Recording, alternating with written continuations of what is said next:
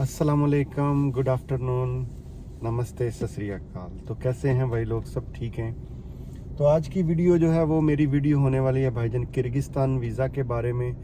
Kyrgyzstan visa के लिए 3 options हैं आपके पास, 3 ऑप्शन। चले पहले बात करते हैं जो भाई लोग काम करते हैं जीसीसी कंट्री। जीसीसी मुराद Oman, Qatar, Bahrain, Kuwait, Saudi Arabia और यूएई। तो भाई जो लोग तो यहाँ पे हैं वो ऑन अराइवल वीज़ा ले सकते हैं एयरपोर्ट पे जाके वहाँ पे।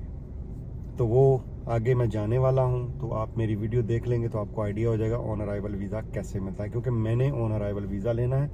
मैं वीज़ा लेने के लिए इनकी कॉन्सुलेट में गया था, काफ़ी लोग थे वहाँ पे और कामों वाले। तो वो जो भाई साहब वहाँ पे थे उन्होंने मुझे कहा कि भाई आप कहाँ का वीज़ा आपका? मैंने कहा जी जीसीसी दुबई का वीज़ा है। तो उन्होंने बोला टिकट लो और सीधा चले जाओ और वहाँ से जाके एयरपोर्ट से आप वीज़ा ले लो।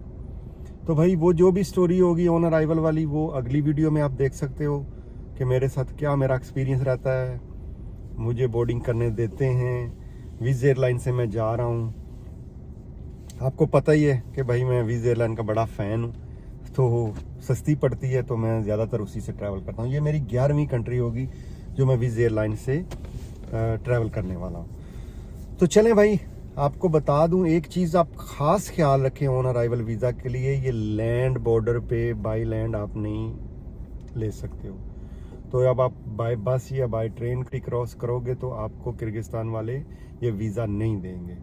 इसकी मैंने रिसर्च भी की है और इसके अलावा मेरे एक सब्सक्राइबर हैं जो इस वक्त उज़्बेकिस्तान में हैं, तो वो मेरे टच में रहे हैं। जब मैं उज़्बेकिस्तान की सीरीज़ कर रहा था तो उनके मुझे मैसेजेस आए थे, तो वो वहाँ पे उन्होंने शायद कोई काम वाम ढूंढ लिया है। वो मुझे बता रहे थे शायद $700 उनकी सैलरी वहाँ लगी हुई है, लेकिन वीज़े का इशू है तो वो 3 महीने के बाद उनको शायद आउट होना पड़ता है। 3 महीने का वीज़ा था तो वो चले गए थे बॉर्डर क्रॉस करने के लिए। तो उज़्बेकिस्तान वालों ने तो उनको एग्ज़िट दे दी और रात को गए थे, तो वापसी पे डेट भी चेंज हो गई थी। पता नहीं 11 बज के कुछ मिनट पे एग्जिट हुए, तो वो जब उस एयरपोर्ट पे उस बॉर्डर लैंड बॉर्डर पे पहुंचे तो उन्होंने वहाँ पे उनको एंट्री नहीं दी। उन्होंने कहा कि भाई आप हमको वीज़ा नहीं दे सकते, कि हम यहाँ पे वीज़ा नहीं है ऑन अराइवल, आप आए हो बाय लैंड। तो उन्होंने कुछ नहीं बताया, खैर उन्होंने उनको वीज़ा नहीं दिया। तो भाई साहब ने उनसे कहा कि भैया मैं क्या करूँ, मैं कहाँ जाऊँ, मैं तो वहाँ से भी आउट हो गया हूँ। उन्होंने कहा वापस जाओ। फिर उनके पास कोई और ऑप्शन नहीं था, वो वापस चले गए। तो उज़्बेकिस्तान वालों ने उनको वेलकम किया, उन्होंने कहा कि भाई वेलकम टू उज़्बेकिस्तान। उन्होंने उनको दोबारा स्टैंप लगा के एंट्री दे दी। तो ये थी स्टोरी उनकी, मैं आपसे इसलिए शेयर कर रहा हूँ कि ये एक्सपीरियंस है, क्योंकि ये बहुत ज़रूरी होता है जब आदमी ट्रैवल करता है। जब मैं ट्रैवल करता हूँ, चले मैं क्रॉस कंट्रीज़ मतलब एक कंट्री से दूसरी कंट्री कम ही जाता हूँ। कुछ मैं मेरे यार अपनी आप कह लो कि मैं एक कंट्री के बाद दूसरी कंट्री इंजॉय नहीं करना चाहता। हाँ, लास्ट टाइम मैंने अल्बानिया किया है, मोंटीनेग्रो किया है, तो वो एक अलग स्टोरी है। तो वो भी आप देख रहे हैं, अब सीरीज़ चल रही है मेरी इस वक्त अल्बानिया की, उसके बाद मोंटीनेग्रो भी चलेगी, किर्गिस्तान भी चलेगी। अभी तो बहुत सारी भाई जापान की वीडियोस बाकी हैं। तो मैं आपको एक चीज़ और बोलूँगा कि भाई जब भी आप किसी कंट्री को ट्रैवल करते हो तो आप मेरी वीडियोज़ को पूरा देखा करो।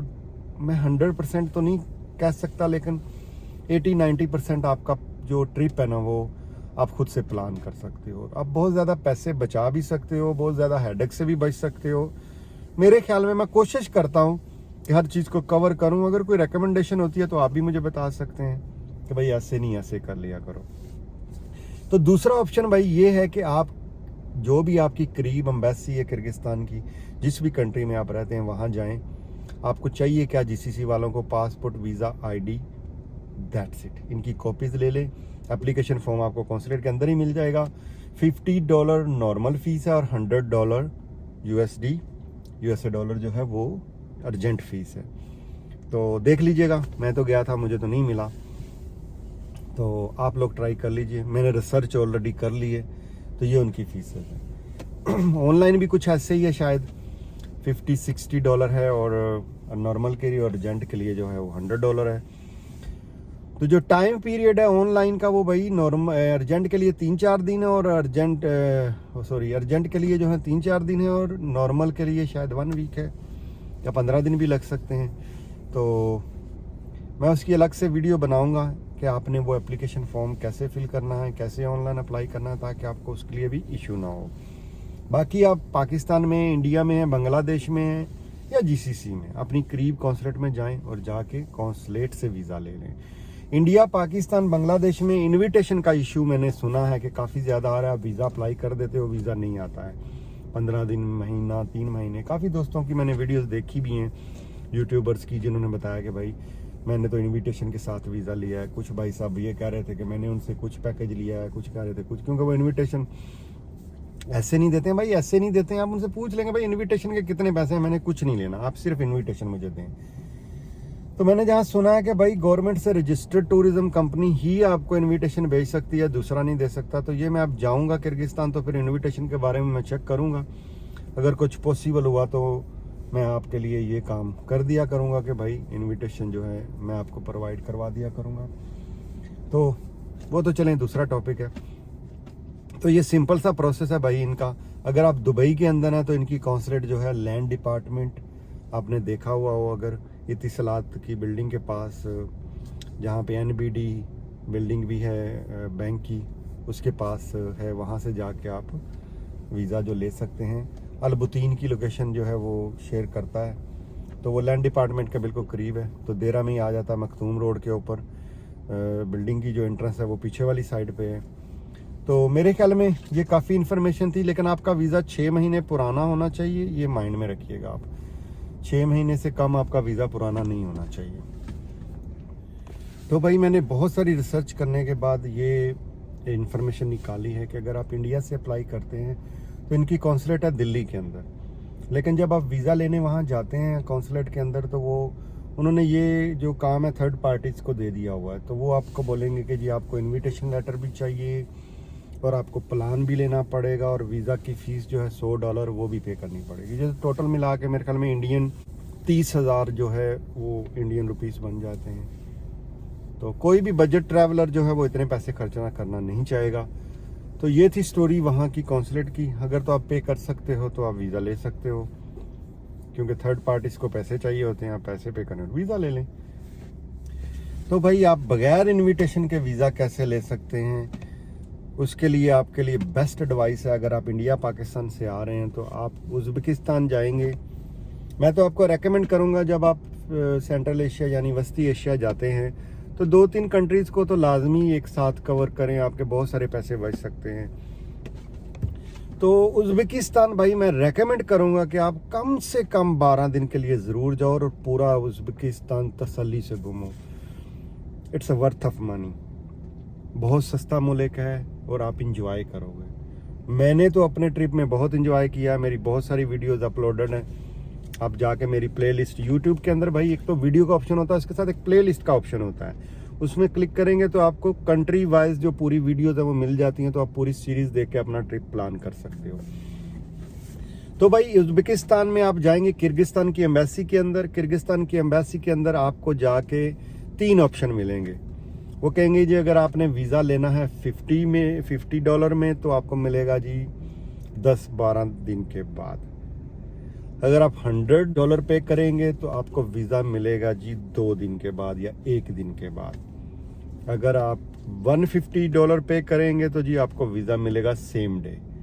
तो आगे आप चॉइस कर सकते हैं। हो सकता है कि कॉन्सुलेट वाले आपको फोर्स करेंगे भाई ऐसे नहीं, ऐसे नहीं, ऐसे नहीं, ऐसे करो।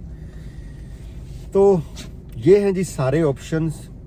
इसके अलावा मैं एक वीडियो बनाऊंगा जिसमें आप ई वीज़ा चेक लिस्ट, आप चेक कैसे कर सकते हो वीज़े को ऑनलाइन, और दूसरा ऑनलाइन आप फॉर्म फिल कैसे कर सकते हो ताकि आपको ये कंट्री ट्रैवल करने के लिए कहीं भी कैसे भी कोई प्रॉब्लम ना हो। ठीक है जी। तो चलें, एक चीज़ और यार मैं इस वीडियो के एंड पे आपको बताना चाहूँगा और कहना चाहूँगा, यार लाइफ में शॉर्टकट नहीं है, कभी मत बोलो लाइफ में शॉर्टकट कभी मत चूज करो। यार आप इंडिया में हो, पाकिस्तान में हो, बांग्लादेश में हो, श्रीलंका में हो, भूटान में हो, नेपाल में हो, कहीं भी हिंदी बोलने वाला यार कोई भी कहीं भी बैठा हुआ है, या हिंदी समझने वाला या उर्दू समझने वाला कहीं भी बैठा हुआ है। यार एक बात मेरी माइंड में रखो, प्लान करो, next 5 years, next 10 years, next 15 years. अगर आप वहाँ से आपको तकलीफ़ है, प्रॉब्लम है, मुझे पता है हमारी कंट्रीज़ में ट्रैवलिंग इतनी आसान नहीं है, बहुत पंगे हैं, बहुत मसले हैं, तो यार जीसीसी की कंट्री चूज़ करो, आओ कोई छोटा मोटा बिजनेस कर लो। दुबई में आना चाहते हो, मेरा बिजनेस सेटअप का बिजनेस है भाई, मैं आपको सस्ते से सस्ता कोशिश करूंगा कि बिजनेस का जो लीगल तरीका है वो बता सकता हूं, लेकिन बिजनेस चूज आपने करना है। किसी भी मुल्क में आप जाते हो तो वहाँ के बारे में थोड़ी बहुत स्टडी ज़रूर करो। चलें इसको भी छोड़ दें, सिंपली यार मैं एक चीज़ आपको कहूँगा, कोई भी बिजनेस करना चाहते हो पहले उस बिजनेस को सीखो, खुद काम करो, उसकी स्किल्स लो, आसानी हो जाएगी। नहीं आप बिजनेस माइंडेड नहीं हो तो जॉब ढूंढो यार, आओ आके जॉब ढूंढो, एक आधी कंट्री ट्रैवल करो, फिर रुक जाओ, 6 महीने साल के बाद दूसरी कंट्री अप्लाई करो। पहली कंट्री आपकी थोड़ी वीक हो, 2-3 कंट्रीज इकट्ठी घूम लें, 3-3 4-4 दिन का ट्रिप बना लें, और उसके बाद आप नेक्स्ट में जो है अच्छी कंट्री का अप्लाई करके वहाँ चले जाएं और सेटल हो जाएं। अगर आप वहाँ को आपको अपॉर्चुनिटीज़ मिलती हैं तो आप उसको अवेल कर सकते हैं। That's the best way. मैंने बहुत सारे मेरे जानने वाले दोस्त सब्सक्राइबर्स हैं जिनको मैंने ये एडवाइस की है और वो इसमें कामयाब हुए हैं। That's the best way guys. दुआओं में याद रखिएगा। अल्लाह हाफिज़, लव यू गाइस। मिलते हैं अगली वीडियो में नए टॉपिक के साथ, नई कंट्री के साथ। तब तक के लिए अल्लाह हाफिज़।